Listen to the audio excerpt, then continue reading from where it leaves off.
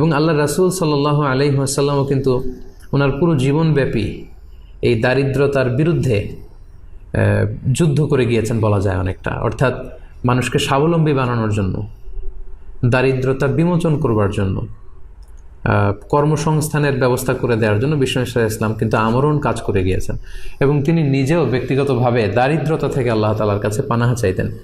সুনানে আবু দাউদের একটি হাদিস আমি এখানে উল্লেখ করতে চাই যে আল্লাহ রাসূল সাল্লাল্লাহু আলাইহি ওয়াসাল্লাম প্রায় এই দোয়াটা পড়তেন যে আল্লাহুম্মা ইন্নী আউযু বিকা মিনাল ফাকরি ওয়াল কিল্লাতি ওয়াল যিল্লাহ। এর মানে হচ্ছে, হে আল্লাহ, আমি দারিদ্রতা থেকে আপনার কাছে পানাহা চাই, আমি স্বল্পতা থেকে আপনার কাছে পানাহা চাই, আমি লাঞ্ছনা থেকে আপনার কাছে পানাহা চাই। যে আল্লাহুম্মা ইন্নী আউযু বিকা মিনাল ফাকরি ওয়াল কিল্লাতি ওয়াল যিল্লাহ। তার মানে দারিদ্রতা এটা চেয়ে নেওয়া যায় না আল্লাহর কাছে, বরং এটা থেকে পানাহা চাইতে হয়। এবং এটা থেকে কিভাবে আপনি দারিদ্র সীমা থেকে উপরে উঠে কিভাবে নিজের ভাগ্যের চাকাকে পরিবর্তন করবেন, কিভাবে আপনি স্বাবলম্বী হবেন, কর্মসংস্থানের ব্যবস্থা আপনি কিভাবে করবেন, সব সময় কিন্তু আল্লাহ রাসূল সাল্লাল্লাহু আলাইহি সাল্লাম এ ব্যাপারে আমাদেরকে উৎসাহ দিয়ে গিয়েছেন।